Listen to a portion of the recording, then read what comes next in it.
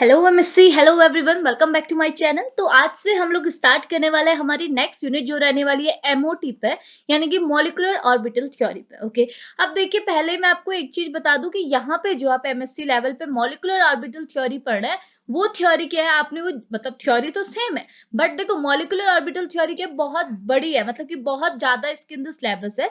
तो अभी MSc level पे आपने वो छोटी छोटी सी बातें जो आप जूनियर लेवल पे पढ़ते थे, इसके पोस्टुलेट्स क्या है, लिमिटेशंस क्या है, वो सारी चीजें स्किप करनी है। आपको पर्टिकुलरली किस पे बात करनी है कि ऐसा पूछा गया है कि आपको कुछ कॉम्प्लेक्स दिए, जैसे आपको कोई टेट्राहेड्रल कॉम्प्लेक्स दे दिया, कोई ऑक्टाहेड्रल कॉम्प्लेक्स दे दिया और कोई क्या स्क्वायर प्लेनर कॉम्प्लेक्स दे दिया। तो ऐसे कॉम्प्लेक्स के लिए आपने मॉलिक्यूलर ऑर्बिटल डायग्राम बनाना है with the help of molecular theory. और क्यों बनाना है, इसका रीजन ये है कि देखिए आपको पहले से पता है, मैंने आपको लास्ट लेक्चर पे, मतलब लास्ट लेक्चर पे नहीं, लास्ट टाइम पे आपको सीएफटी भी कंप्लीट कराई थी। ठीक है, तो सीएफटी क्या थी, क्रिस्टल फील्ड थ्योरी थी, जो कि पर्टिकुलरली ट्रांजिशन मेटल कॉम्प्लेक्स के लिए एप्लीकेबल थी। ओके, बट हुआ क्या कि सीएफटी में भी कुछ लिमिटेशंस थे। ओके, जैसे मैंने आपको पहले क्या बोला था, पहले आई थी वीबीटी। ओके, तो वीबीटी में कुछ लिमिटेशंस होने की वजह से कौन सी थ्योरी डिराइव हुई, वो हुई थी सीएफटी। ओके, बट सीएफटी में भी कुछ लिमिटेशंस है जो मैंने आपको ऑलरेडी बता चुकी हूँ। तो उस थ्योरी में लिमिटेशन होने की वजह से दो नई थ्योरी डिराइव हुई थी। एक तो आपकी एलएफटी थी, यानी कि लिगेंड फील्ड थ्योरी, और एक थी आपकी ये मॉलिक्यूलर ऑर्बिटल थ्योरी। ओके, तो ये मॉलिक्यूलर ऑर्बिटल थ्योरी डिराइव हुई, इट मींस क्या करेगा, ये सारी सारी जो फेलियर्स है, जो आपकी क्रिस्टल फील्ड थ्योरी में जो फेलियर्स थे उसको फुलफिल करती हुई चलेगी। यानी कि वो जो फेलियर्स क्रिस्टल फील्ड थ्योरी के थे, वो सारे फेलियर्स को ये अपनी थ्योरी पे क्या करेगी, फुलफिल करेगी। यानी कि वो फेलियर्स को क्या करेगी, बोल सकते हैं कि सुधारेगी, ऐसा कुछ। ओके, तो देखो यहाँ पे आपने क्या है, मैंने बोला मॉलिक्यूलर ऑर्बिटल थ्योरी का बहुत बड़ा सिलेबस है। अभी आपने क्या है, यहाँ एमएससी लेवल पर पोस्टुलेट्स वगैरह कुछ नहीं लिखने हैं। आपने इसे क्या बात करनी है, यहाँ पर को आपको बताना है कि किसी भी टेट्राहेड्रल, ऑक्टाहेड्रल या फिर आप बोल सकते हैं स्क्वायर प्लेनर कॉम्प्लेक्स के लिए मॉलिक्यूलर ऑर्बिटल डायग्राम कैसे बनेगा with the help of molecular orbital theory. और उस डायग्राम की हेल्प से आप क्या है, आपके कॉम्प्लेक्स की सारी इंफॉर्मेशन जान सकते हैं। ओके, तो अब आपने क्या करना है, मॉलिक्यूलर ऑर्बिटल थ्योरी की हेल्प से आपने octahedral, tetrahedral and square planar complex का मॉलिक्यूलर ऑर्बिटल डायग्राम बनाना सीखना है। ठीक है, तो ये है आपका मोटिव। ओके, अब अगली चीज मैं आपको ले जाती हूँ कि देखो, अब मैं आपको वही चीज बोल रही हूँ कि आपने क्या, अगर पेपर पे भी पूछा जा रहा है तो आपने क्या, ये पोस्टुलेट्स वगैरह लिखने की कोई जरूरत नहीं है। आपको मटेरियल में बता रही हूँ कि आपने क्या लिखना है अगर आपसे पूछा जाएगा। ओके, तो देखो पहले थोड़ा हम लोग बेसिक पे बात करेंगे, बैकग्राउंड देखेंगे, देन हम लोग सीधे उतरेंगे सीधे ऑक्टाहेड्रल कॉम्प्लेक्स की मॉलिक्यूलर ऑर्बिटल थ्योरी पे। आज के लेक्चर पे हम लोग सिर्फ ऑक्टाहेड्रल की बात करेंगे, क्योंकि टेट्राहेड्रल, स्क्वायर प्लेनर सब कवर करना एक ही लेक्चर पे टफ है, काफी मुश्किल हो जाएगा।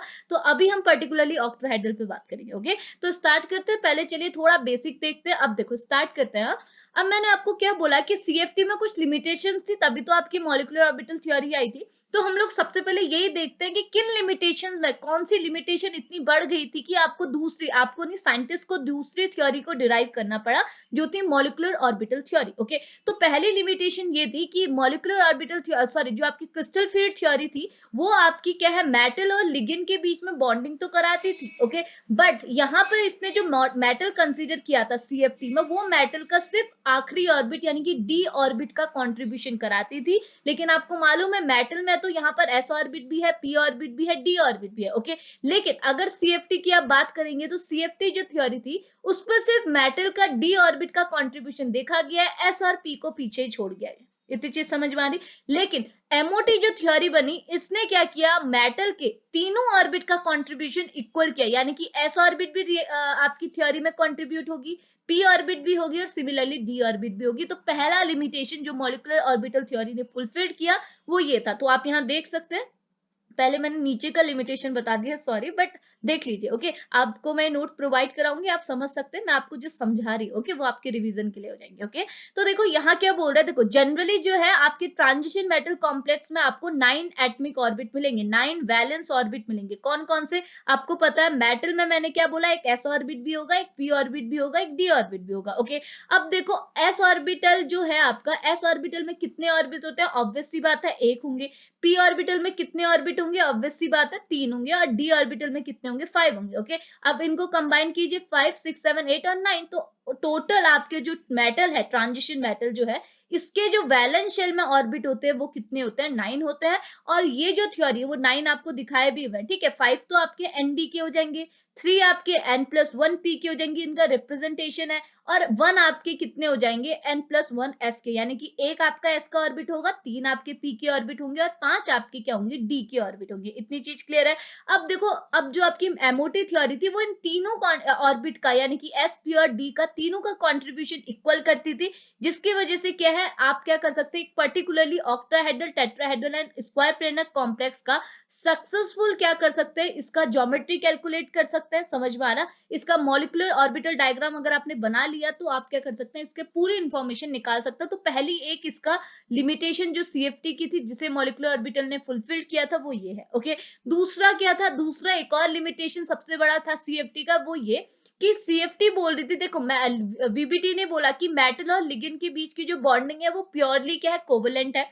लेकिन सीएफटी ने क्या बोला, कोवेलेंट कैसे होगी, यहाँ तो आप ओवरलैपिंग देख ही नहीं रहे। ओवरलैपिंग मतलब कि यहाँ पर को मेटल और लिगेंड के पास अपने अपने इलेक्ट्रॉन है। ओके, मेटल के पास भी अपना इलेक्ट्रॉन है, लिगेंड के पास भी अपना इलेक्ट्रॉन है। और आपको मालूम है कोवेलेंट बॉन्ड मतलब क्या हुआ, कि एक ही इलेक्ट्रॉन को आपका ये वाला एटम भी कैरी करे हुआ है और ये वाला एटम भी कैरी करे हुए है। इट मींस यहाँ पर को कोवेलेंट बॉन्ड होने की पॉसिबिलिटी बिल्कुल नहीं है। ऐसा किसने कहा, सीएफटी ने कहा। तो सिंपल सी बात है, वीबीटी ने कहा यहाँ पर को कोवेलेंट बॉन्ड है, लेकिन सीएफटी ने बोला यहाँ पर को कोवेलेंट नहीं है। उन्होंने बोला कि यहाँ पर को 100%, देखो वीबीटी ने बोला था कि यहाँ पर को 100% कोवेलेंट है, लेकिन यहाँ पर को फिर सीएफटी ने क्या बोला, यहाँ पर को 100% कोवेलेंट नहीं, यहाँ पर 100% इलेक्ट्रोस्टैटिक बॉन्ड है। ओके, लेकिन मॉलिक्यूलर ऑर्बिटल थ्योरी ने ये चीज प्रूव कर दी कि देखो कहीं पर को भी 100% कुछ होना वो तो पॉसिबल नहीं। जैसे फजान्स रूल ने बताया था कि कोई भी बॉन्ड 100% ऐसा है, 100% ऐसा है, ऐसा हो ही नहीं सकता। कुछ ना कुछ, अगर आयनिक है तो थोड़ा सा कोवेलेंसी भी होगी, कोवेलेंट है तो अगर थोड़ा सा भी उसमें आयनिक बॉन्ड तो होगा ही होगा। ओके, तो मॉलिक्यूलर ऑर्बिटल ने क्या बोला कि यहाँ पर जो बॉन्ड है वो क्या है, थोड़ा सा कोवेलेंट बिहेवियर भी शो करता है और थोड़ा सा आयनिक बिहेवियर भी शो करता है। और इसको हम बहुत अच्छे से जब हम आगे चलेंगे वहां एक्सप्लेन करेंगे। समझ में आया? तो यहाँ पर देख सकते हैं, इसने बोला कि क्रिस्टल फील्ड थ्योरी जो थी वो फेल कर गई थी to explain the many physical property of a transition metal complex because it does not consider the interaction between the metal and the ligand orbit. इसने क्या है, मेटल और लिगेंड ऑर्बिट के बीच का जो इंटरेक्शन है उसे प्योरली वो समझ ही नहीं पाया था। अगर इनका इंटरेक्शन नहीं समझ पाया तो ऑब्वियस सी बात है, कहीं ना कहीं तो गड़बड़ होगी। कुछ चीज तो सही सही हो जाएंगी, लेकिन कहीं ना कहीं कुछ ना कुछ गड़बड़ होगी होगी। ओके, तो क्या हुआ, अगर आप इस ट्रांजिशन मेटल कॉम्प्लेक्स की अपने अपने कोई भी कोऑर्डिनेट कंपाउंड की, ऑक्टाहेड्रल, टेट्राहेड्रल, कोई भी ले लीजिए, उसकी फिजिकल प्रॉपर्टी अगर आप कैलकुलेट करना चाहेंगे ना, तो आपको कुछ ऑब्जर्व प्रॉपर्टी, यानी कि अगर आप सीएफटी को अप्लाई करके जो प्रॉपर्टी ऑब्जर्व कर रहे हैं और जो एक्सपेरिमेंटल प्रॉपर्टी है, जो आप एक्सपेरिमेंट के थ्रू आपको पता है कि हाँ ऐसी ही होनी चाहिए, उनमें थोड़ा थोड़ा डिफरेंस आ जाता है। मतलब कि जो आप ऑब्जर्व कर रहे हैं और जो होनी चाहिए उनमें थोड़ा डिफरेंस आ जाता है। इसका रीजन क्या है, इसका रीजन यही है कि सीएफटी ने क्या है, इंटरेक्शन बिटवीन द मेटल और लिगेंड ऑर्बिट को अच्छी तरह से एक्सप्लेन नहीं कर पाए थे। और इसी का ये इसका क्या हो गया था, सीएफटी का एक लिमिटेशन बन गया था, जिसको अपनी थ्योरी में मॉलिक्यूलर ऑर्बिटल थ्योरी ने फुलफिल किया था। मॉलिक्यूलर ऑर्बिटल थ्योरी के अकॉर्डिंग क्या है, जो ट्रांजिशन मेटल कॉम्प्लेक्स है उसमें क्या है, थोड़ा सा तो क्या है, कोवेलेंट बिहेवियर है, बट कोवेलेंट के साथ साथ एज वेल एज क्या, उसमें थोड़ा सा आयनिक कैरेक्टर भी है। यानी कि कोवेलेंट और आयनिक, कोवेलेंट और लिगेंड के बीच में ना प्योरली कोवेलेंसी है, ना प्योरली क्या आयनिक बिहेवियर है। इनके बीच में थोड़ा कोवेलेंट बॉन्ड लगेगा, थोड़ा आयनिक बिहेवियर लगेगा। ये चीज समझ में आए? तो ये थे मॉलिक्यूलर ऑर्बिटल थ्योरी के कुछ पॉइंट जो आपको टीचर को एक्सप्लेन करने, क्योंकि पोस्टुलेट्स आप नहीं बताएंगे, आप ये बोलेंगे कि सीएफटी में प्रॉब्लम्स क्या आई थी और जिसे एमओटी ने फुलफिल किया था, वो आपको एक्सप्लेन करना। चीजें क्लियर है? अब हम आगे बढ़ते हैं, ठीक है? कोई प्रॉब्लम होगी तो पूछ लीजिएगा, ठीक है? इतना सिंपल था। अब आगे बढ़ो। अब देखो साइलेंट फीचर्स यहाँ लिखे हुए हैं। फीचर्स में आप क्या बताएंगे कि एमओटी मॉलिक्यूलर ऑर्बिटल थ्योरी के फीचर्स क्या है, जो आपने आगे जाके फॉलो, मैंने सारे पोस्टुलेट्स नहीं लिखे हैं, वो पॉइंट्स लिखे हैं जो आपको जब आप मॉलिक्यूलर ऑर्बिटल डायग्राम बनाएंगे, पर्टिकुलरली ऑक्टाहेड्रल, टेट्राहेड्रल, किसी का भी, तो वो पॉइंट्स आपके लिए जरूरी होंगे। ओके, तो पहला क्या बोल रहे हैं, ये चीज तो आपको मालूम है कि मॉलिक्यूलर ऑर्बिट मतलब क्या होता है। मॉलिक्यूलर ऑर्बिटल थ्योरी ये बोलती है कि अगर आपने कोई दो, देखो सपोज मैं, देखो मॉलिक्यूलर ऑर्बिटल थ्योरी ना सारे कॉम्प्लेक्स के लिए होती है, diatomic, triatomic, tetra, poly, कितने की टाइप के कंपाउंड के लिए भी ले लीजिए। ओके, सपोज मैं डाई एटमिक मॉलिक्यूल लूं, सबसे सिंपल हमारा H2 ले लिया, तो इनकी अकॉर्डिंग क्या था, मॉलिक्यूलर ऑर्बिटल थ्योरी के अकॉर्डिंग H2 में कितने ऑर्बिट होंगे, ऑब्वियस सी बात है एक हाइड्रोजन का होगा, दूसरा भी आपका क्या होगा, हाइड्रोजन का होगा। ओके, तो मॉलिक्यूलर ऑर्बिटल थ्योरी के अकॉर्डिंग अभी तक तो हम क्या कहते थे, ये दोनों ऑर्बिट, अगर हाइड्रोजन का ये एक ऑर्बिट है, दूसरे हाइड्रोजन का ये एक ऑर्बिट है, अगर ये दोनों कंबाइन कर गए तो इनके बीच में होगी ओवरलैपिंग। ओके, आपको पता है इस ऑर्बिट के पास भी आप ऐसे देख सकते हैं एक इलेक्ट्रॉन है, इस ऑर्बिट के पास भी एक इलेक्ट्रॉन है, अगर इनके बीच में ओवरलैपिंग हुई तो दो इलेक्ट्रॉन आ गए और आपका क्या बन गया, H H मिलके यहाँ पर क्या बन गए, H2। ओके, इतनी चीज समझ में, ये अभी तक हम लोग पढ़ते थे। ओके, लेकिन जब मॉलिक्यूलर ऑर्बिटल थ्योरी आई, मॉलिक्यूलर ऑर्बिटल थ्योरी ने क्या कहा, यहाँ पर ऐसा कुछ नहीं होगा। इन्होंने बोला ये तो ठीक है, लेकिन यहाँ पर जो ऑर्बिट बनेंगे ना, ये ऐसे नहीं बनेंगे, ऐसे तो मतलब ये तो ठीक है, लेकिन उन्होंने बोला जितने नंबर के आपके एटॉमिक ऑर्बिट है ना, उतने ही नंबर के आपके मॉलिक्यूलर ऑर्बिट बनेंगे। दो एटॉमिक ऑर्बिट है तो ये दोनों मिलके पहले एक ये वाला एटॉमिक ऑर्बिट बनाएंगे, फिर ये दोनों मिलके एक दूसरा एटॉमिक ऑर्बिट बनाएंगे, लेकिन number of atomic molecular orbit, sorry, ये मॉलिक्यूलर ऑर्बिट बनाएंगे, मॉलिक्यूलर ऑर्बिट बनाएंगे, लेकिन नंबर ऑफ एटॉमिक ऑर्बिट जितने होंगे उतने ही नंबर के आपके मॉलिक्यूलर ऑर्बिट होंगे। ओके, अगेन मॉलिक्यूलर ऑर्बिट को फिर क्लासिफाई कर दिया गया था एंटी बॉन्डिंग, बॉन्डिंग, पहले वो मैं आपको बताऊंगी, पहले आप इतना समझ लीजिए कि यहां पर को क्या हो रहा है, दो एटॉमिक ऑर्बिट मिले, तो दो एटॉमिक ऑर्बिट मिलेंगे तो ऑब्वियस सी बात है जब एटम मिला और एटम मिला तो क्या बनाएगा, मॉलिक्यूल बनाएगा। सिमिलरली अगर एटॉमिक ऑर्बिट मिले तो ये क्या बनाएंगे, मॉलिक्यूलर ऑर्बिट। तो दो एटॉमिक ऑर्बिट मिला तो इन्होंने क्या, मॉलिक्यूलर ऑर्बिट तो बनाया, लेकिन एक नहीं बनाया, कितना बनाया, जितने नंबर के आपके एटॉमिक ऑर्बिट है उतने ही नंबर के मॉलिक्यूलर ऑर्बिट बनाए। चीजें क्लियर है, पहला पॉइंट ये बोल रहा है। ठीक है, तो ये बोल रहा है the atomic orbit of a matter centre of a surrounding ligand combine to form a new orbit which is known as a molecular orbit. Okay, अब अभी तो मैं आपको ये डाइएटमिक के रिस्पेक्ट में बताई थी, डाइएटमिक मॉलिक्यूल के रिस्पेक्ट में बताई थी, अब मैं आपको बताती हूँ ये कोऑर्डिनेट कंपाउंड के रिस्पेक्ट में। ओके, तो ये क्या बोल रहा है ना, आपने क्या करना है, बोल रहा है आपका क्या है, मेटल और लिगेन के बीच में बॉन्डिंग बनानी है, तभी तो आपका कोऑर्डिनेट कंपाउंड बनेगा जब मेटल और लिगेन एक दूसरे से कंबाइंड होंगे। ओके, तो ये क्या बोल रहा है, आपने क्या करना है, सबसे पहले मेटल का ऑर्बिट लेना है। ओके, एक मेटल का ऑर्बिट होगा, लिगेन के पास भी तो अपने ऑर्बिट होंगे, तो ये दोनों ऑर्बिट क्या है, एक दूसरे के साथ कंबाइन करेंगे। अब जैसे ही एक दूसरे के साथ कंबाइन करेंगे तो ये क्या बना देंगे, मॉलिक्यूलर ऑर्बिट। लेकिन मॉलिक्यूलर ऑर्बिट का नंबर क्या, ये तो समझ में आ गया कि आपको क्या करना है, यहाँ पर एक मेटल का ऑर्बिट लेना है, एक नहीं होंगे,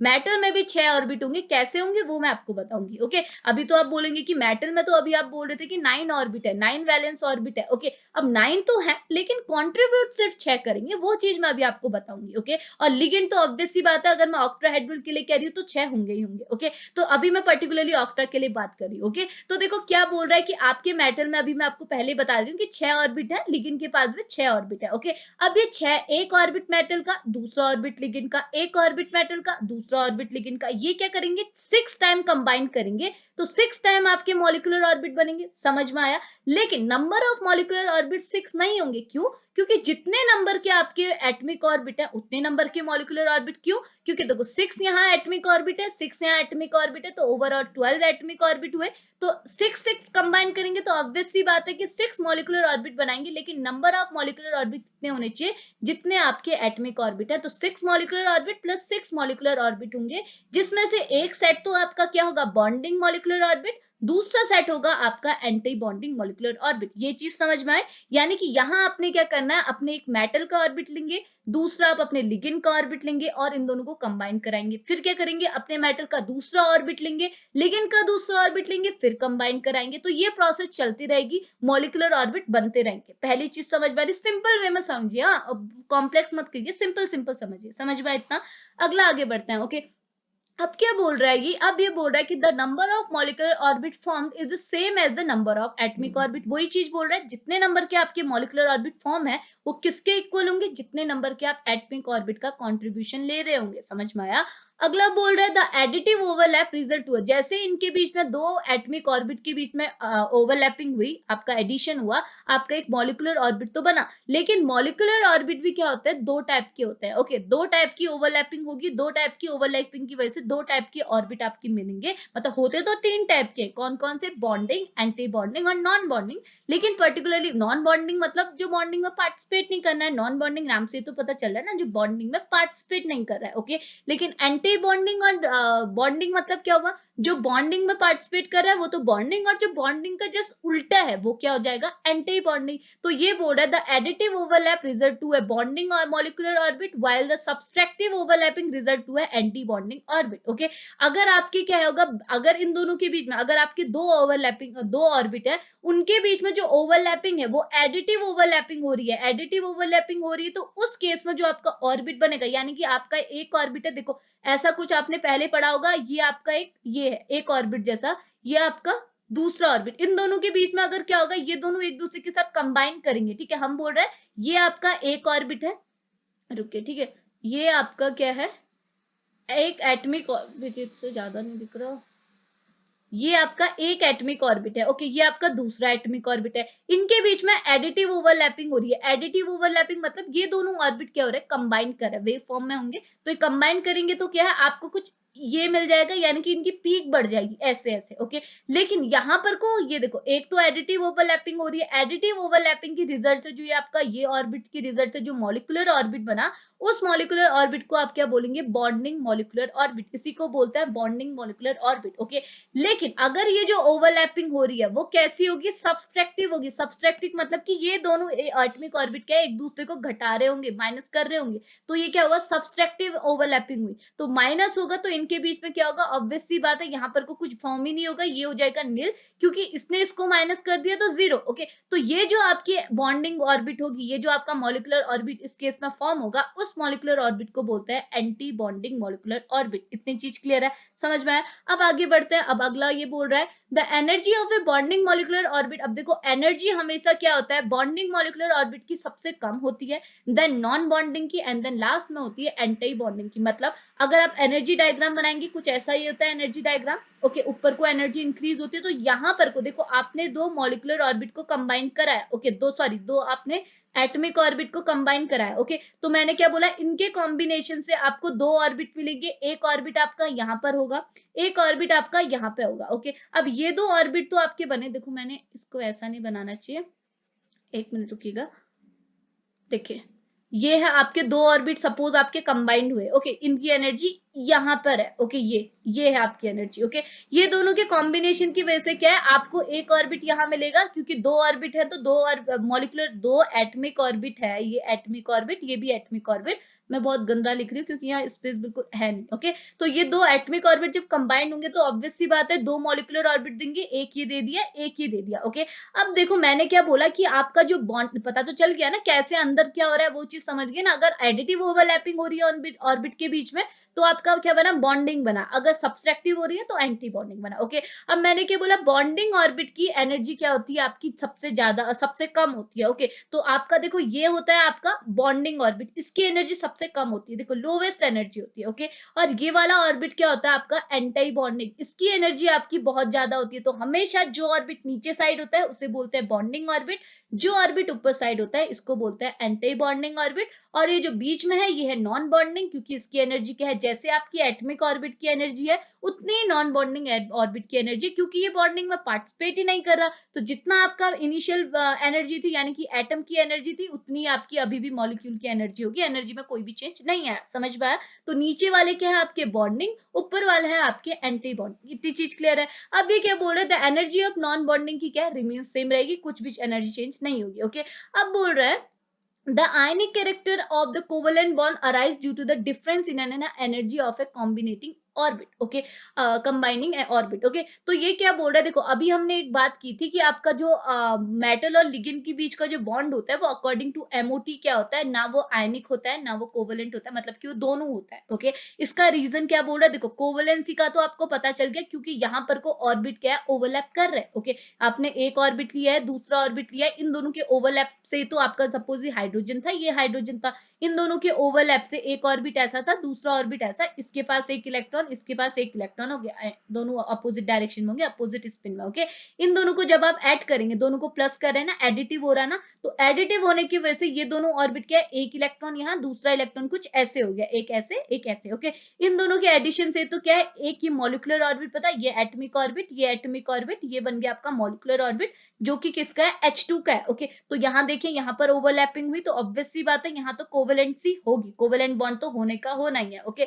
लेकिन अब आयनिक कैसे है, आयनिक का पता कैसे चला, तो आप यहाँ देख सकते हैं, यहाँ पर को आपके ऑर्बिट में एनर्जी डिफरेंस है, एनर्जी डिफरेंस है, आप देख सकते हैं मैंने क्या बोला, इसकी एनर्जी क्या है, आपकी कम है, इसकी एनर्जी ज्यादा है, तो एनर्जी डिफरेंस होने की वजह से क्या होगा, ऑब्वियस सी बात है, एनर्जी अगर कहीं डिफरेंस होगी तो वहां चार्ज लगेंगे, चार्ज लगेंगे तो आपका कंपाउंड कैसा कंसीडर हो जाएगा, आयनिक, ठीक है। तो एनर्जी डिफरेंस की वजह से आप बोल सकते हैं difference in energy of A combining orbit, जो आपका ऑर्बिट कंबाइन हो रहे हैं उनकी एनर्जी भी तो अलग अलग होगी, जरूरी तो नहीं है सबकी एनर्जी सेम हो। अभी यहाँ आप एक ऑर्बिट ले रहे हैं, इसके अलावा भी जब आप नीचे स्ट्रक्चर देखेंगे वहां आपको अलग अलग ऑर्बिट लेने होंगे, ओके। तो अलग अलग मेटल में भी तो आपके कितने ऑर्बिट है, सपोज मैं आपको पर्टिकुलरली मेटल की बात करूं, मैंने क्या बोला, मेटल में एस ऑर्बिट भी है, पी ऑर्बिट भी है, डी ऑर्बिट भी है, ओके। अब एस ऑर्बिट तो एक सिंपल एक जो एस ऑर्बिटल है वो एक ऑर्बिट से बना है, पी ऑर्बिटल आपके 3 ऑर्बिट से, और डी किससे से बना है, 5 से बना है, ओके। अब आप खुद ही बताइए क्या इन सारे ऑर्बिटल की एनर्जी इक्वल होगी, नहीं होगी। तो वही चीज बोल रहा है कि अलग अलग ऑर्बिटल का आप कंट्रीब्यूशन करा रहे हैं अपने मॉलिक्यूलर ऑर्बिटल डायग्राम में,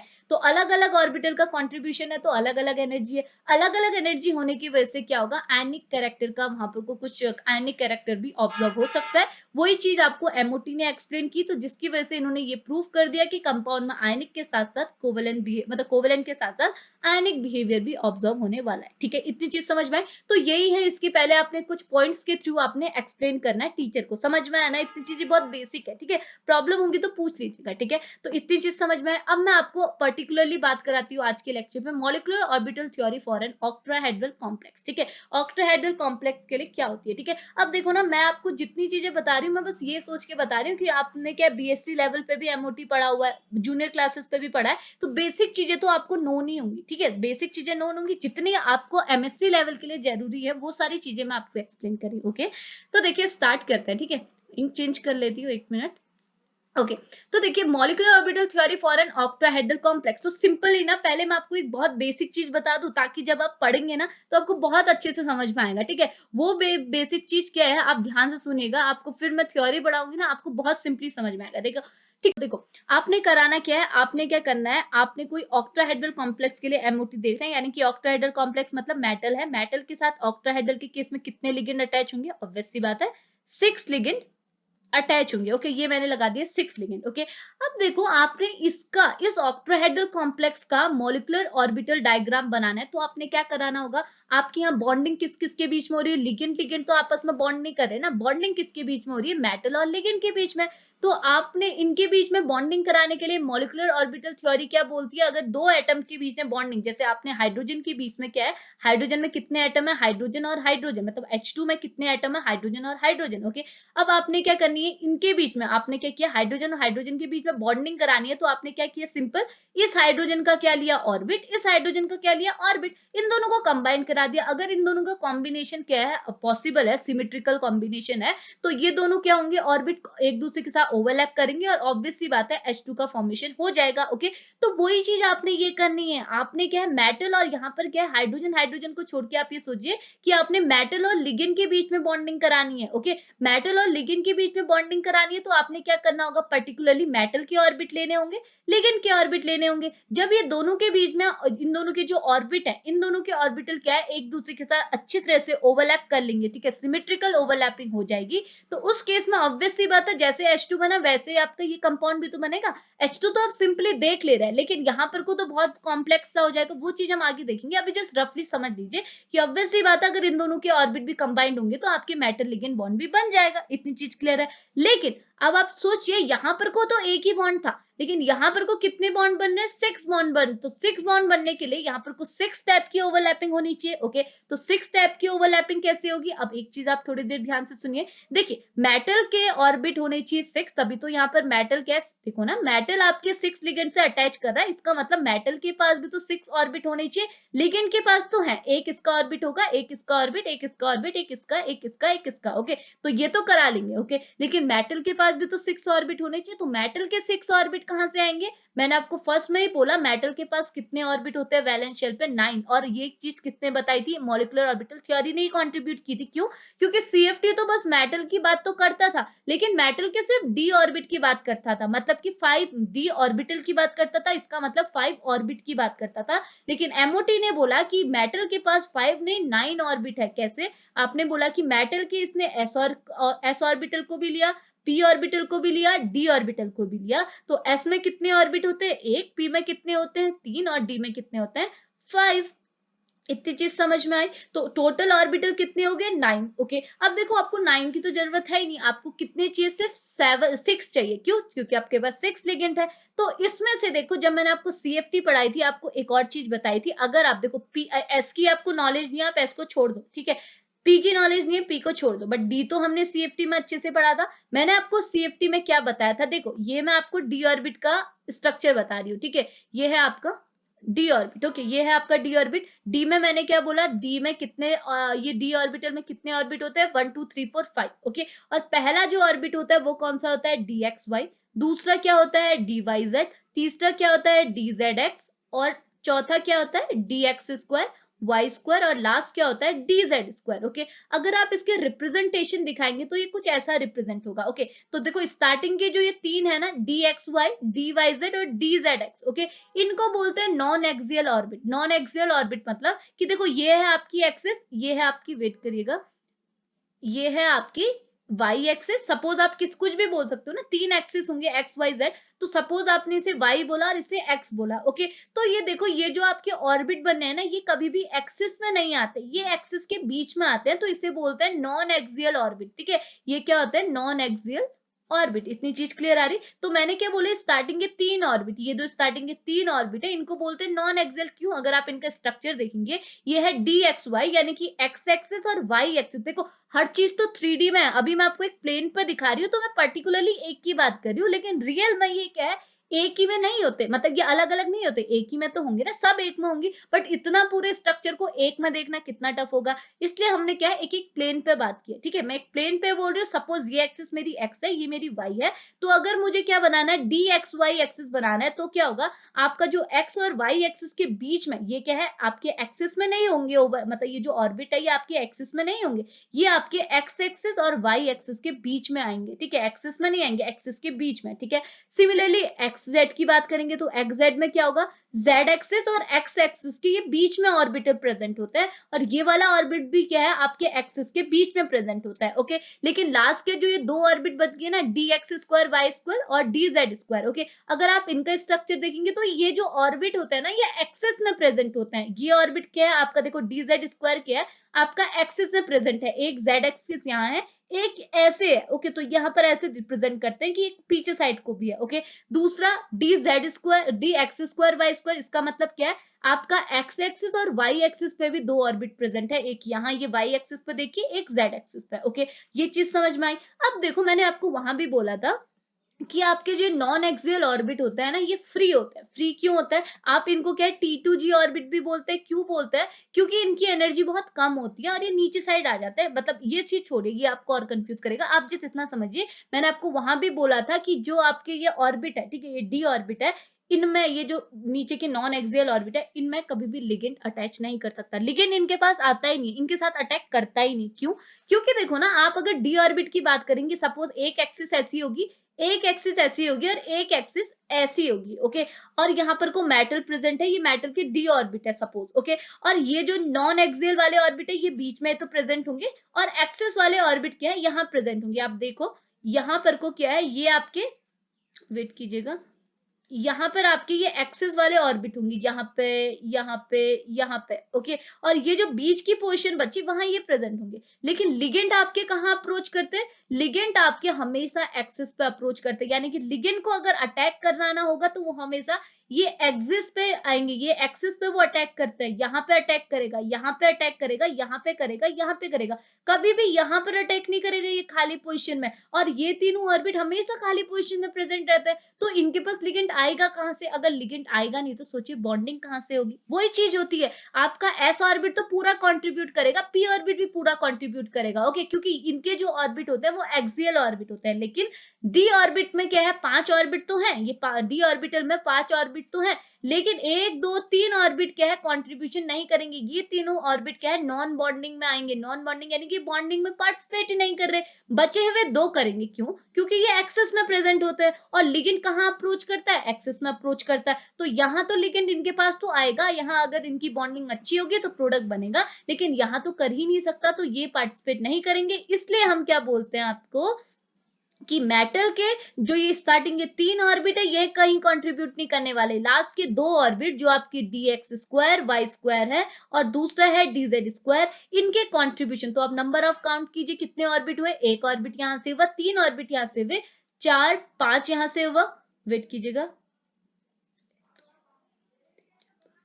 सॉरी सॉरी सॉरी, ये कितना होगा, 3 यहां से हो गया, 4 यहां से हो गया, 5 और छठा यहां से हो गया, यानी कि 6 ऑर्बिट। समझ में आए कौन कौन से?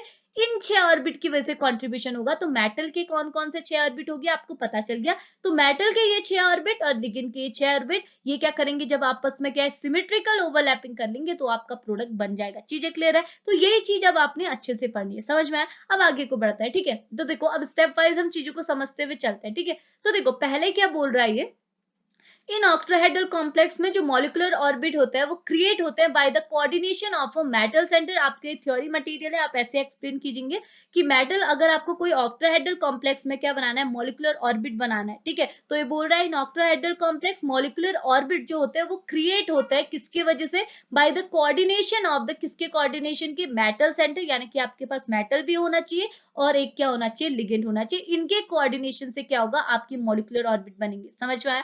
अब बोल रहा है as a result from the donation. अब ये होगा कैसे, आपके जो लिगेंड है ना, 6 लिगेंड, ये अपने लोन पेयर ऑफ इलेक्ट्रॉन को डोनेट करेंगे, यानी कि 2 इलेक्ट्रॉन को डोनेट करेंगे किसके पास, D orbit of a metal, metal के डी ऑर्बिट के साथ, जिसकी वजह से आपका ऑक्टाहेड्रल कॉम्प्लेक्स बन रहा है, ओके। अब ये बोल रहा है मेटल के जो ऑर्बिट है ना, मेटल के जो ऑर्बिट है take part in an bonding. तो मेटल के कौन कौन से बॉन्ड ऑर्बिट है जो बॉन्डिंग में पार्टिसिपेट कर रहे हैं, आपने क्या क्या बोला, एक तो एनडी ऑर्बिट है, एक है आपका n+1 p ऑर्बिट है, एक है n+1 s ऑर्बिट, ओके। लेकिन इसमें से भी एनडी के क्या है, सारे, यानी कि एनडी में कितने ऑर्बिट होते हैं, 5 ऑर्बिट होते हैं, लेकिन पांचों में से सिर्फ 3 ऑर्बिट पार्टिसिपेट करेगा। तो यहाँ लिखा है it should be note down that the not all the n d orbit, ये चीज भी नोट करने वाली है कि एनडी ऑर्बिटल जो है इसके सारे ऑर्बिट बॉन्डिंग में पार्टिसिपेट नहीं करते, सिर्फ कौन से करते हैं, एक dz स्क्वायर, एक dx square y square orbit are the capable of participating in an sigma overlapping. और यहाँ जो ओवरलैपिंग होगी वो कौन सी होगी, सिग्मा होगी, क्योंकि ये बॉन्ड कौन सा क्रिएट हो रहा है ना, ये सारी चीजें तो छोटी छोटी खुद ही समझ सकते हैं। यहाँ पर बॉन्ड पाई बन रहा होता तो ऑब्वियस सी बात है पाई ओवरलैपिंग होती, यहाँ पर को कौन सी ओवरलैपिंग होगी, सिग्मा ओवरलैपिंग होगी, मतलब कि यहाँ पर को कौन सी ओवरलैपिंग होगी, हेड टू हेड ओवरलैपिंग होगी, तभी तो यहाँ पर सिग्मा बॉन्ड बनेगा। तो वही चीज बोल रहा है, ये सारी चीजें छोटी छोटी सी ये तो हम खुद समझ सकते हैं ना। तो वही चीज बोल रहा है कि यहाँ पर क्या होगी, सिग्मा ओवरलैपिंग, या फिर आप बोल सकते हैं हेड ऑन ओवरलैपिंग होगी। इतनी चीज क्लियर है? अगला क्या बोल रहा है, जो आपके बचे हुए ऑर्बिट है जो मैं आपको ऑलरेडी एक्सप्लेन कर चुकी हूँ, dxy dyz, sorry dxy dz dxz और dyz, ये ऑर्बिट क्या होंगे, रिमेन सेम होंगे, क्योंकि ये बॉन्डिंग में कभी भी इन्वॉल्व नहीं होते हैं, ओके। अब रीजन भी बता दिया। अगला क्या बोल रहा है, द लिगेंड जो है वो अप्रोच करेगा कौन कौन सी एक्सिस पे, एक्स वाई जेड एक्सिस पे। आप यहाँ देख सकते हैं ये 3 एक्सिस मैंने दिखाई है, ये पूरी जेड एक्सिस, ये पूरी वाई एक्सिस, ये पूरी जेड एक्स एक्सिस, ओके। तो जो आपके लिगेंड है वो क्या, ये सारी एक्सिस पे अप्रोच करेगा, जहां पर कोई, ये सारी एक्सिस पे आपके क्या होंगे, ऑर्बिट प्रेजेंट होंगे। कौन कौन से ऑर्बिट होंगे, एस ऑर्बिट भी होगा, पी ऑर्बिटल भी होगा, पी ऑर्बिटल के तीनों ऑर्बिट होंगे, क्योंकि ये भी क्या होता है, P X P Y P Z ही तो होते हैं, ये भी क्या तीनों एक्सिस पे होते हैं, एक्सिस के बीच में नहीं होते। और डी के जो 5 ऑर्बिट होते हैं जिसमें से 2 ऑर्बिट आपके क्या होते हैं, एक्सिस में प्रेजेंट होते हैं, वो सारे यहीं पर प्रेजेंट होंगे। और आपके लिगेंड जो है वो आपके सारे के सारे एक्सिस पर अप्रोच करेंगे, जिसकी वजह से इनके बीच में बॉन्डिंग हो जाएगी। चीजें क्लियर आ रही? अब देखो क्या बोल रहा, the ligand approach to a metal centre along the axis. Ligand जो है वो मेटल सेंटर से कहां से अप्रोच करेगा, सिर्फ एक्सिस से अप्रोच कर सकता है, वो भी कौन कौन सी, X axis, Y axis and Z axis, in such a way, और किस तरीके से अप्रोच करेगा, that there sigma symmetry overlap with the bonding and the anti bonding contribution with the metals के ये सारे ऑर्बिट के साथ।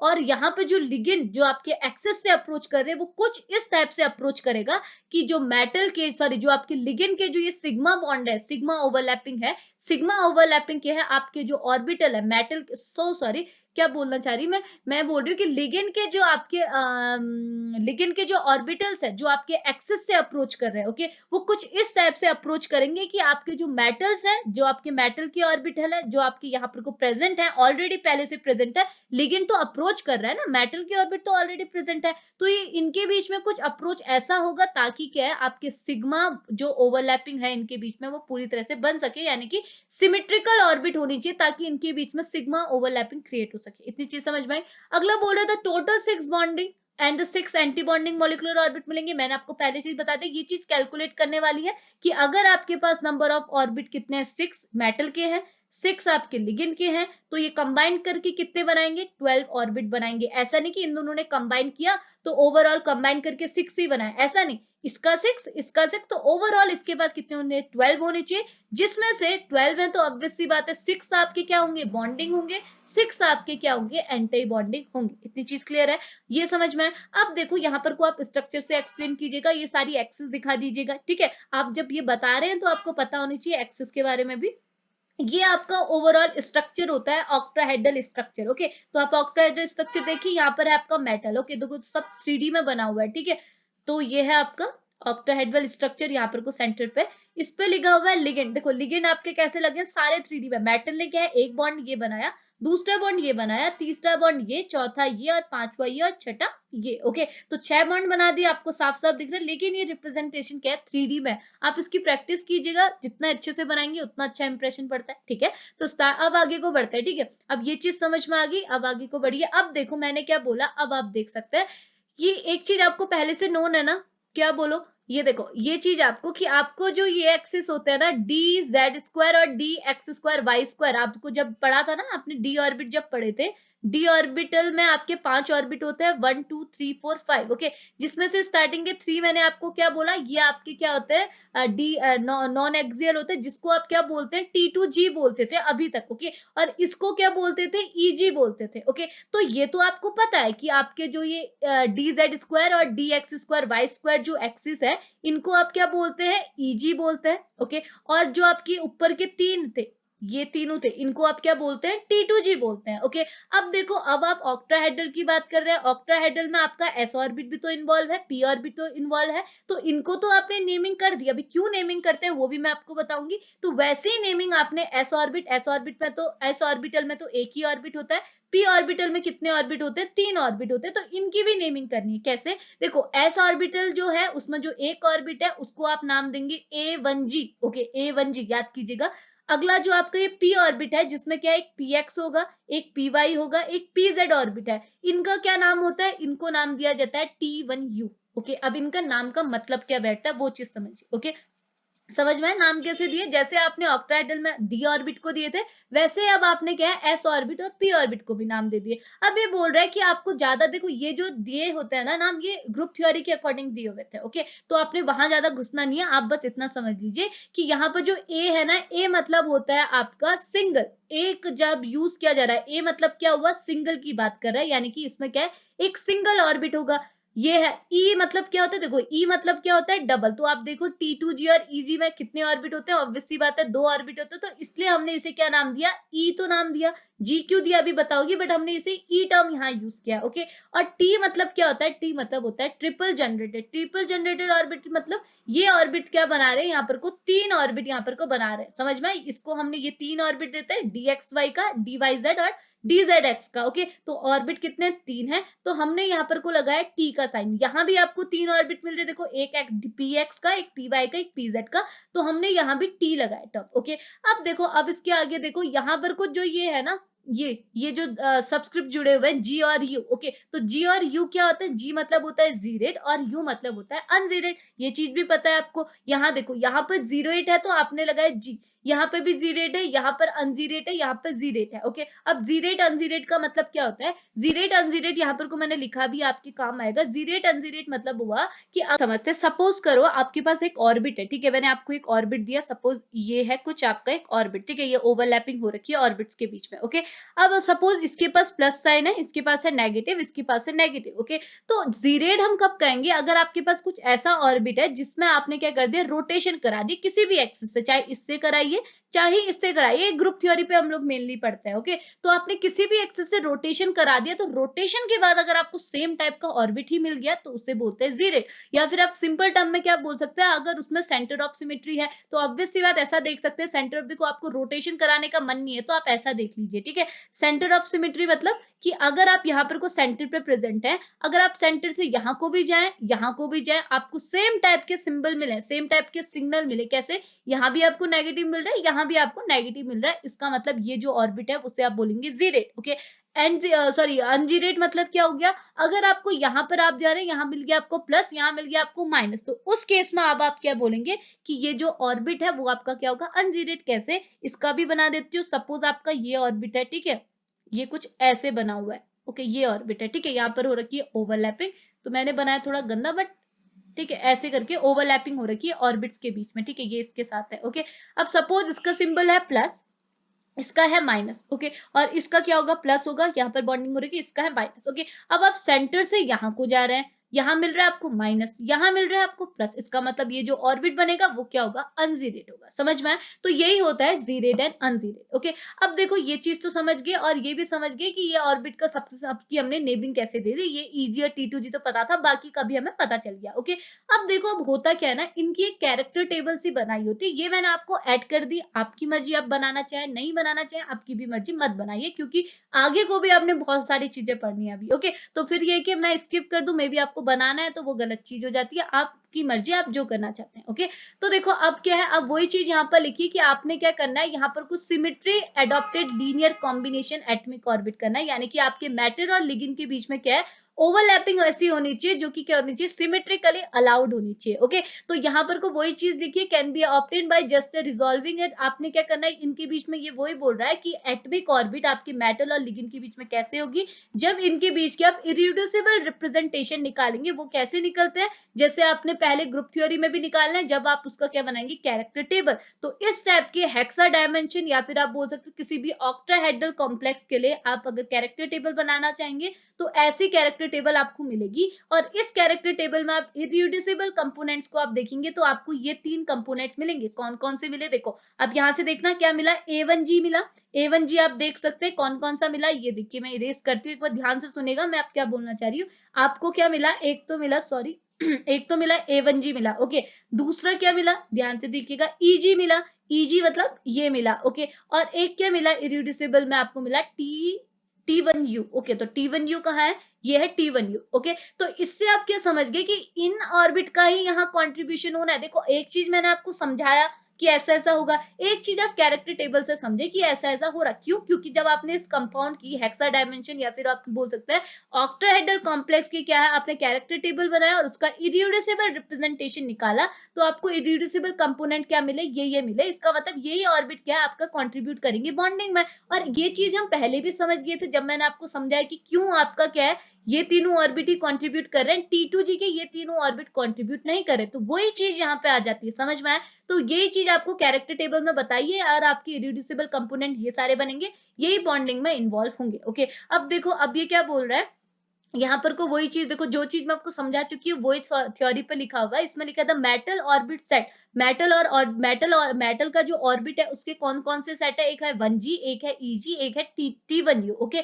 ये क्या करेंगे, सिमेट्रिकली पार्टिसिपेट करेंगे, सिग्मा बॉन्डिंग, यहाँ बॉन्डिंग कौन सी हो रही है, सिग्मा हेड ऑन बॉन्डिंग हो रही है by the interaction with the symmetrically, जिसे आप बोलते हैं ये सेम सिमेट्री, यानी कि क्या होनी चाहिए, सिमेट्रिकली अलाउड आपकी ओवरलैपिंग होनी चाहिए, लीनियर कॉम्बिनेशन होना चाहिए। देखो सिमेट्रिकली अलाउड लीनियर कॉम्बिनेशन होना चाहिए, यानी कि आपके जो मेटल के जो आपके ऑर्बिट है, ये जो 3 ऑर्बिट है, ये क्या करेंगे, सिग्मा बॉन्डिंग बनाएंगे, लेकिन जो बॉन्डिंग होगी वो सिमेट्रिकली अलाउड होगी, जिसकी वजह से क्या है आपको नंबर ऑफ सेट मिलेंगे बॉन्डिंग और एंटी बॉन्डिंग के। और ये चीज भी पता चल गई कि हमारे जो ट्रिपली जनरेटेड T2G सेट होते हैं वो आपके क्या बोल सकते हैं बॉन्डिंग में पार्टिसिपेट नहीं करते, इन्वॉल्व नहीं होते।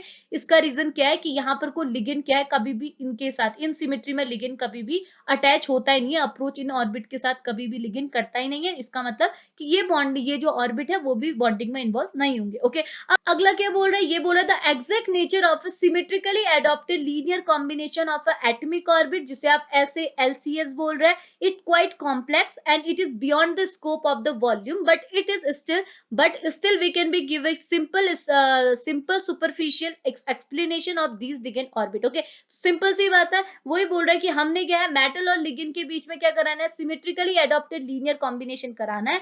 लेकिन ये लीनियर कॉम्बिनेशन जो आप कराना चाह रहे हैं नहीं बहुत ज्यादा कॉम्प्लिकेटेड होता है, सब चीजें 3D में इसको कराना थोड़ा टफ है। लेकिन हम क्या सिंपल वे में एक सुपरफिशियल एक्सप्लेनेशन आप इसको देंगे कैसे मेटल और लिगेंड के बीच में बॉन्डिंग होगी और एक ऑक्टाहेड्रल कॉम्प्लेक्स को जनरेट करेगा। ओके, तो देखो अब हम लोग क्या करते हैं एक एक करके मॉलिक्यूलर ऑर्बिट बनाते हैं। वैसे तो डिफिकल्ट है बट हम लोग क्या करेंगे पहले सारे मॉलिक्यूलर ऑर्बिट 6 के 6 मॉलिक्यूलर ऑर्बिट बनाएंगे, देन उनको कंबाइन करके पूरा मॉलिक्यूलर ऑर्बिटल डायग्राम बनाएंगे for an octahedral complex. Okay, तो थोड़ा सा बचे, थोड़ी देर चीजों को ध्यान से सुनेगा, ठीक है, थोड़ा इंक चेंज कर लेते हैं। अब आगे बढ़िए, देखिए यहाँ पर को क्या रिप्रेजेंट किया हुआ है, देखो ऐसे आपने 6 स्टेप को फॉलो करना है, बहुत सिंपल है। ओके, तो कैसे फॉलो करना है, देखो ये पहले स्ट्रक्चर पे क्या रिप्रेजेंट कर रहा है, पहले स्ट्रक्चर पे ये रिप्रेजेंट कर रहा सेंट्रल पे आपका मेटल है। ओके, अब मेटल के मैंने क्या बोला 6 ऑर्बिट हो सकते हैं, कौन कौन से, पहला होगा S, दूसरा होगा P के भी 3 होंगे, PY, PZ और एक होगा आपका PX। ओके, और एक होगा D ऑर्बिट, D के भी कितने ऑर्बिट होंगे, 2 ऑर्बिट होंगे, क्या होंगे DX² Y², एक लास्ट होगा आपका DZ², तो आपकी 6 ऑर्बिट होगी। ओके, तो पहले स्टेप पे हम क्या रिप्रेजेंट कर रहे हैं, पहले स्टेप पे रिप्रेजेंट कर रहे हैं कि आपने जो मेटल लिया है, मेटल का लिया है S ऑर्बिट, तो आपको पता है S ऑर्बिट कैसा होता है, स्फेरिकल शेप का होता है, सेंटर पे होता है पॉजिटिव चार्ज बस। ओके, तो सेंटर पे हमेशा पॉजिटिव होता है, नेगेटिव तो होता नहीं है, तो आपने इसे ऐसे रिप्रेजेंट कर दिया। अब देखो अब ये क्या रिप्रेजेंट कर रहा है कि आपके जो सेंटर पे जो ये मेटल का S ऑर्बिट है इसके साथ आपके 6 के 6 लिगेंड अप्रोच करना चाह रहे हैं। ओके, अब अप्रोच करना चाह रहे हैं मतलब मॉलिक्यूलर ऑर्बिट बनाना चाह रहे हैं, लेकिन मॉलिक्यूलर ऑर्बिट कब बनेगा, जब यहाँ पर कुछ सिमेट्रिकल ओवरलैपिंग होगी, मतलब कि आपका यहाँ प्लस है तो यहाँ भी प्लस होगा, यहाँ भी प्लस है, यहाँ प्लस है, यहाँ भी प्लस है, यहाँ भी प्लस है, यहाँ भी प्लस है, मतलब कि सारे जो लोब्स हैं आपके जो लिगेंड्स के जो लोब्स है, ये पहला lobe, second lobe, third lobe, तो ये लोब जो है ये अपना कैसे सिंबल रिप्रेजेंट करेंगे, प्लस है तो प्लस के साथ प्लस होना चाहिए, यहाँ होगा माइनस, प्लस है तो प्लस के साथ प्लस, प्लस है तो प्लस के साथ प्लस, मतलब कि ऐसे अट्रैक्शन जो आपको पता है ना प्लस प्लस जो बॉन्डिंग होती है वो अच्छी होती है compare two plus minus. Okay, तो यहाँ ओवरलैपिंग बढ़िया होती है, यहाँ नहीं होती। तो आपने जो अपने p ऑर्बिट मतलब सॉरी p ऑर्बिट मतलब लिगेंड के जो ऑर्बिट को अप्रोच कराना है अपने मेटल के s ऑर्बिट के साथ, तो कुछ ऐसे अप्रोच कराएंगे कि इनका जो पॉजिटिव लोब है वो मेटल की ओर अप्रोच करे, पॉजिटिव लोब मेटल के साथ अप्रोच करना चाहे। तो यहाँ पर लिखा हुआ है if the 6 atomic orbit of a 6 ligand, आपकी क्या है लिगेंड के 6 ऑर्बिट जो है वो पॉइंटेड है टुवर्ड्स द पॉजिटिव लोब्स, अपने लोब के पॉजिटिव लोब्स की ओर क्या है पॉइंटेड आउट है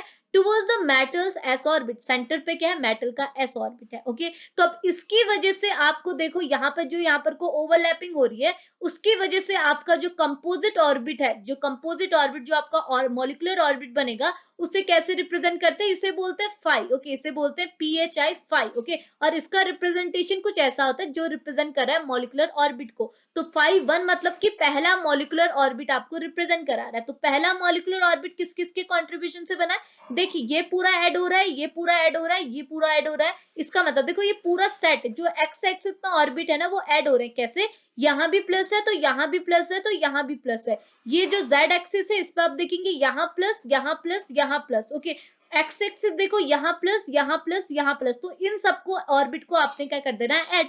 तो आप देखें एक्स एक्सिस में आपके कौन कौन से लोब बन रहे हैं, एक्स एक्सिस में आपका ये सिग्मा 1 है, दूसरा है आपका सिग्मा 2। आपने क्या करना है पहले जो आपका ये फाई 1 है, फाई 1 को क्या बोलेंगे, पहला मॉलिक्यूलर ऑर्बिट किस किस के कंट्रीब्यूशन से बना है, सिग्मा 1 प्लस सिग्मा 2, वेट कीजिए ये क्या किस किस के कंट्रीब्यूशन से बना है, सिग्मा 1 प्लस सिग्मा 2। दूसरा वाई एक्सिस पे देखिए कौन कौन से ऑर्बिट है, सिग्मा 3 प्लस सिग्मा 4, तो प्लस सिग्मा 3 प्लस सिग्मा 4। और जेड एक्सिस पे कौन कौन से, सिग्मा 5 एंड सिग्मा 6। सिंपल सी बात है, सिग्मा 5 और सिग्मा 6। तो ये जो पहला ऑर्बिट बना इसे बोलेंगे phi 1, जो कि पहला मॉलिक्यूलर ऑर्बिट है जिसका पिक्चरल रिप्रेजेंटेशन कुछ ऐसा होता है। बहुत सिंपल था। अब हमने एक्स मतलब सॉरी एस ऑर्बिट के लिए तो बना लिया। अब आप क्या बनाएंगे, मेटल का पी ऑर्बिट लेंगे, पी में भी कौन सा, पी एक्स ऑर्बिट लेंगे। तो अब आगे बढ़िए। तो अब आपने क्या करना है, मेटल का लेना है पी एक्स ऑर्बिट। तो आप देख सकते हैं मेटल का पी एक्स ऑर्बिट है, तो वो कौन सी एक्सिस में प्रेजेंट होगा, एक्स एक्सिस में प्रेजेंट होगा। तो एक्स एक्सिस में आपका मेटल का पी ऑर्बिट ये प्रेजेंट है। ओके, वेट कीजिए, ठीक है, मैं कोई डार्क इंक ले लेती हूँ, ये ले लेते हैं, ठीक है। तो ये देखो, ये है मेटल का क्या, पी ऑर्बिट, ठीक है, जो कि पी एक्स ऑर्बिट है। ओके, तो ऑब्वियस सी बात है पी एक्स है तो एक्स एक्सिस पे प्रेजेंट होगा। यहाँ इसका पॉजिटिव चार्ज है, यहाँ इसका नेगेटिव, आपकी मर्जी, आप आगे पॉजिटिव भी पीछे नेगेटिव भी कर सकते हैं। ओके, लेकिन करेंगे तो सारे मतलब सारे स्ट्रक्चर को चेंज करना पड़ेगा। तो अभी इतना समझो। ओके, अब देखो ये क्या बोल रहा है, आपका पी एक्स एक्सिस है मेटल का, तो जो बाहर से लिगेंड है वो कहाँ अप्रोच करेंगे, अब यहाँ तो अप्रोच करना दिखाओगे नहीं ना, यहाँ दिखाओगे, कहाँ अप्रोच करेंगे, एक्स एक्सिस पे। आपका जो ऑर्बिट है मेटल का वो एक्स एक्सिस में प्रेजेंट है, तो जो लिगेंड है वो भी तो एक यहाँ से अप्रोच करेगा, एक यहाँ से अप्रोच करेगा। तो देखो आपको दो लिगेंड अप्रोच कर सकते हैं, एक लिगेंड इस साइड से लेफ्ट साइड से, एक करेगा राइट साइड से। ओके, अब देखो होगा क्या, आप देखो यहाँ पर को भी आप क्या है, पॉजिटिव के साथ पॉजिटिव की ओवरलैपिंग कराएंगे, नेगेटिव के साथ नेगेटिव की ओवरलैपिंग कराएंगे। चीजें क्लियर है, इतना समझ में आया।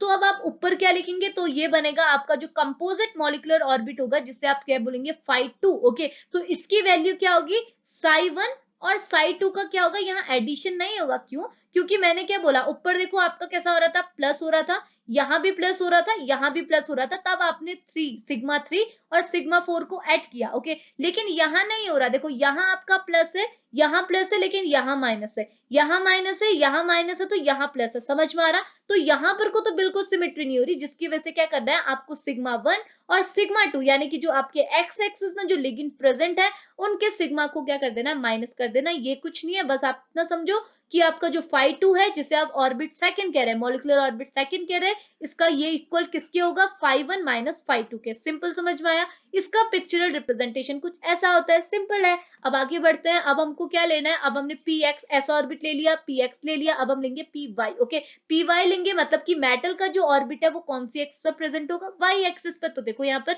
वाई एक्सिस में इसका रिप्रेजेंटेशन दिखा है, के ऊपर साइन रिप्रेजेंट किया, ऊपर पॉजिटिव नीचे नेगेटिव। ओके, अब आपका जो लिगेंड अप्रोच करेंगे, दो लिगेंड अप्रोच करेंगे, वो भी कौन सी एक्सिस पे, वाई एक्सिस पे, एक यहाँ से एक यहाँ से। ओके, तो दो लिगेंड ने अप्रोच किया। अब आप खुद सोचिए, लिगेंड अप्रोच करेंगे तो पॉजिटिव साइड पे पॉजिटिव पॉइंट अप्रोच करेगा, नेगेटिव साइड पे नेगेटिव। ओके, लेकिन अभी भी यहाँ आपको सिमेट्री नहीं मिलेगी। इसका मतलब यहाँ पर जो ये क्या है, वाई एक्सिस में क्या लिखा था, आप यहाँ जो लिखेंगे वही लिखना, ठीक है। वाई एक्सिस में क्या है, सिग्मा 3 एंड सिग्मा 4 है, तो यहाँ भी आप लिखेंगे सिग्मा 3 एंड ये है आपका सिग्मा 4। तो ये दोनों भी ऐड होने के बजाय क्या हो जाएंगे, माइनस। तो आपका जो ये 5 3 बना, ये क्या होगा, सिग्मा 3 माइनस सिग्मा 4। इसका पिक्चरल रिप्रेजेंटेशन समझा दिया। ओके, अब आगे बढ़िए। अब अगला आगे आ गया पी जेड। ओके, तो पी एक्स पी वाई अब हो गया P Z. Okay, P Z मतलब कि आपके जेड एक्सिस पे क्या होगा, आपका मेटल का ऑर्बिट होगा, जिसमें एक साइड पॉजिटिव चार्ज एक साइड नेगेटिव चार्ज। तो इसका मतलब आपके दो लिगेंड अप्रोच करेंगे जेड एक्सिस पे, एक ऊपर से एक नीचे से, लेकिन इनका पॉइंट कैसा होगा,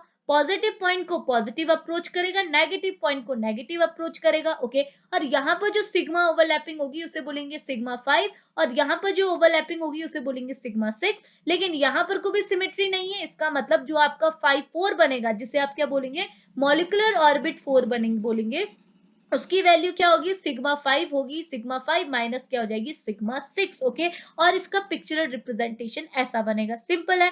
सिमिलरली अब आपको किसके लिए बनाना, देखो एक्स के लिए हो गया, पी एक्स के लिए हो गया, पी वाई के लिए हो गया, पी जेड के लिए हो गया। अब बच्चे डी ऑर्बिट, डी का पहला ऑर्बिट होगा d x square y square. अब आप देखो d x square y square मतलब कि आपका ये जो पी ऑर्बिट है, इसमें आपको एक एक्स एक्सिस, ये आपका एक्स एक्सिस पे भी एक ऑर्बिट दिखाना है, एक ऑर्बिट आपको वाई एक्सिस पे भी दिखाना है, तभी बनेगा आपका d x square y square. Okay, अगर यहाँ पर कोई पॉजिटिव नेगेटिव चेक करेंगे तो यहाँ यहाँ पूरा पॉजिटिव पॉजिटिव होता है इसमें। अगर इसकी सिंबल क्या होता है, सिंबल ऐसे होता है जैसे एस में क्या होता है, पूरा पॉजिटिव होता है, वैसे डी एक्सिस को वाई स्क्वायर का अगर आप देखेंगे लोब, तो इस पहले आपके एक्स एक्सिस पर पॉजिटिव पॉजिटिव होंगे, वाई एक्सिस पे नेगेटिव नेगेटिव होंगे। ओके, अब आपके दो लिगेंड को, मतलब आपके चार लिगेंड अप्रोच करेंगे, कहाँ कहाँ से, दो तो आपके एक्स एक्सिस पे करेंगे, दो आपके वाई एक्सिस पे करेंगे, और अटैच कैसे कराना है, नेगेटिव के साथ नेगेटिव, पॉजिटिव के साथ पॉजिटिव, नेगेटिव के साथ नेगेटिव, पॉजिटिव के साथ पॉजिटिव। ओके, अब आप यहाँ पे देखिए, यहाँ पर को क्या होगा,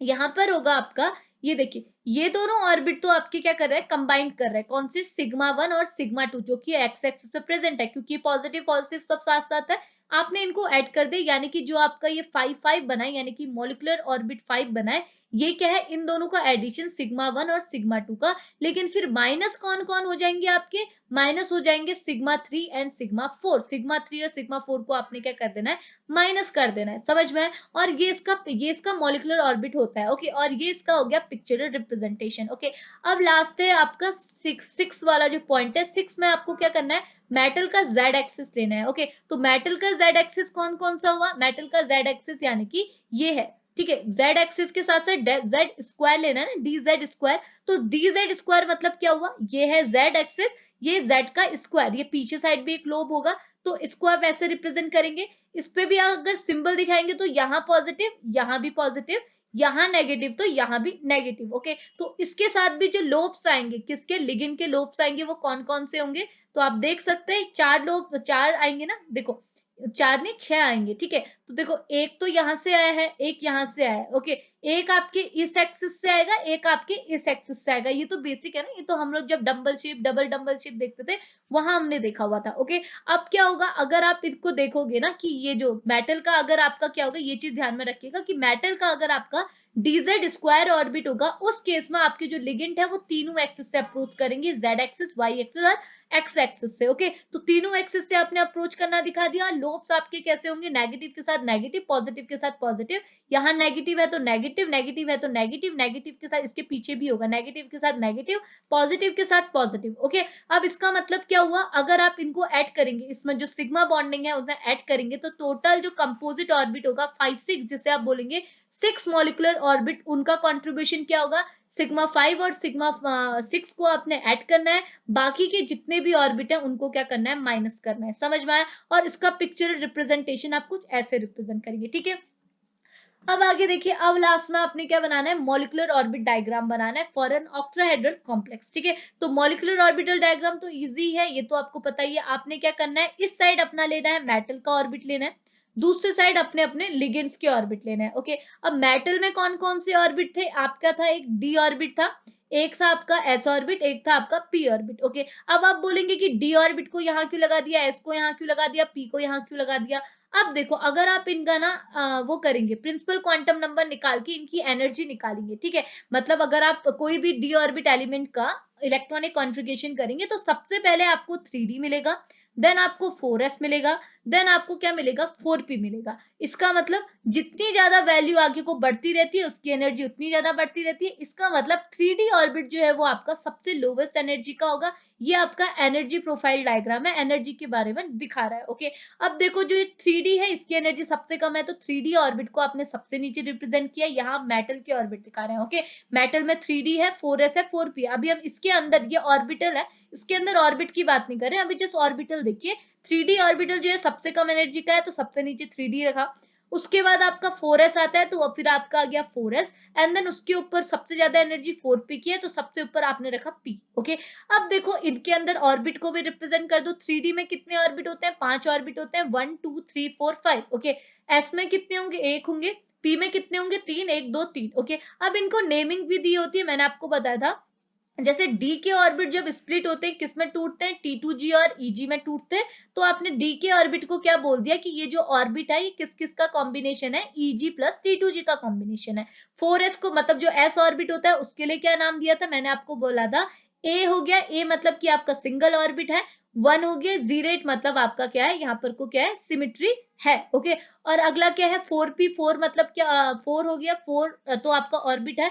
4p के लिए क्या रिप्रेजेंट करते हैं, बोला T1u। T1u मतलब कि यहाँ जो ऑर्बिट है वो कितनी डिजेनरेसी का है, 3 डिजेनरेसी, यानी कि 3 ऑर्बिट ये बनाएगा। यू मतलब अनजीरेट हो गया। ये चीज मैं आपको बता चुकी हूँ ना, इसको कैसे रिप्रेजेंट करते हो, तो इनका रिप्रेजेंटेशन दिखा दिया। और ये इनका एनर्जी लेवल है, आपको पता चल गया कैसे किसको ऊपर किया किसको नीचे किया, ये समझ में आया। ये तो मेटल साइड का था। अब आप लिगेंड साइड को देखिए। लिगेंड में भी आपको क्या है, यही ऑर्बिट मिलेगी, क्योंकि सिमेट्रिकल ओवरलैपिंग तो होगी तभी तो, मतलब अगर सिमेट्रिकल ओवरलैपिंग होगी तभी तो मॉलिक्यूलर ऑर्बिट बनेंगे। तो यही ऑर्बिट आपके मेटल के भी, मतलब लिगेंड्स के पास भी प्रेजेंट है।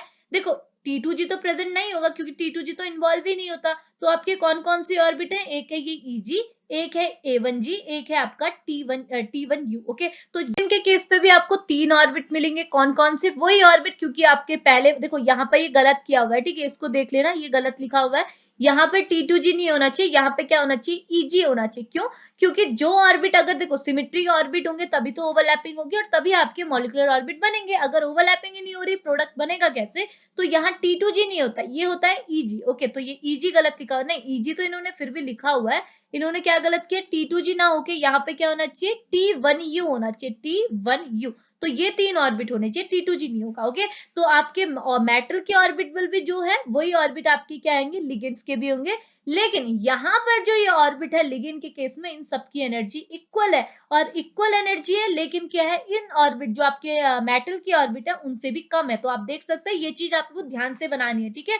तो ये एनर्जी डायग्राम है, मतलब कि यहाँ पर को आपकी इसकी एनर्जी है, मेटल के केस पे सबसे लोवेस्ट एनर्जी किसकी है, 3D की है, जो कि इसके इक्वल है। लेकिन आपके जो लिगेंड की एनर्जी होनी चाहिए वो मेटल से भी कम होनी चाहिए, यानी कि आपने जो लिगेंड के अपने ऑर्बिट दिखाएंगे वो इससे नीचे दिखाएंगे, ताकि आप दिखा सकें कि लिगेंड की एनर्जी मेटल की एनर्जी से कम होती है। इतनी चीज क्लियर है। अब क्या होगा, अब आपने क्या कराना है, अप्रोच करानी है अपने लिगेंड्स की, किसके साथ, मेटल के साथ। तो वो अप्रोच कैसी होगी, तो आप देखिए, ठीक है। यहाँ पे आपने क्या करना है, आपका जो 3D है, 3D में आपका कौन सा है, Eg है, Eg ऑर्बिटर। यहां से भी आपका Eg ऑर्बिट क्या करेंगे, कंबाइन करेंगे। और देखो एक Eg आपका, देखो यहाँ मैंने क्या बोला, ये Eg और इसका Eg क्या करेगा, ऐड होगा, कंबाइन करेगा। तो ये क्या बनाएंगे, 2 ऑर्बिट बनाएंगे, एक ऑर्बिट नहीं बनाएंगे। जितने आपके एटॉमिक ऑर्बिट है, एक एटॉमिक की है, एक एटॉमिक की है, तो कितने मॉलिक्यूलर ऑर्बिट बनाएंगे, 2 मॉलिक्यूलर ऑर्बिट बनाएंगे, जिसमें से एक आपका बॉन्डिंग होगा, एक होगा एंटी बॉन्डिंग। तो इसने क्या किया, एक ऊपर को गया, एक नीचे को गया। नीचे वाला क्या है आपका, ये बॉन्डिंग ऑर्बिट है, इसकी एनर्जी कम है, क्योंकि एनर्जी ऊपर को जैसे में बढ़ रही है तो इसकी एनर्जी कम है। तो ये आपका कौन सा सेट हो गया, Eg का सेट है। ओके, तो ये Eg ऑर्बिट बना है, इन दोनों का कंबाइन करके एक Eg सेट यहाँ बना, ये बना, एक Eg सेट बना ऊपर। लेकिन अब इसे Eg ना दिखा के Eg स्टार बोलेंगे, क्यों, क्योंकि ये है आपका एंटी बॉन्डिंग ऑर्बिट। इतनी चीज क्लियर है। अब देखो, अब दूसरा क्या है, इसका कौन सा ऑर्बिट गया, इसका गया आपका, देखो Eg में दो दो ऑर्बिट होते हैं ना, Eg में 2 ऑर्बिट है, तब यहाँ पर को 2 दिखाया है, ठीक है। ये मैंने आपको मिक्स कर दे, ये है 2 ऑर्बिट। ओके, यहाँ 2 इलेक्ट्रॉन, मतलब नंबर ऑफ इलेक्ट्रॉन कितने फिल हो सकते हैं, 4 हो सकते हैं। ओके, अब अगला, अब आपने क्या किया, यहाँ से A1G को उठाया और यहाँ से भी A1G को उठाया। ये A1G, ये A1G क्या करेंगे, एक दूसरे का अप्रोच करेंगे। तो इन्होंने भी 2 ऑर्बिट बनाए, एक ऑर्बिट इसका है, एक ऑर्बिट इसका है। तो कितने मॉलिक्यूलर ऑर्बिट, 2 मॉलिक्यूलर ऑर्बिट। तो यहाँ पर को नंबर ऑफ, यहाँ पर को देखो, ये तो ऑर्बिटल हो गए, नंबर ऑफ ऑर्बिट कितने, एक। तो यहाँ ऊपर भी एक ऑर्बिट बना, नीचे भी एक ऑर्बिट बना।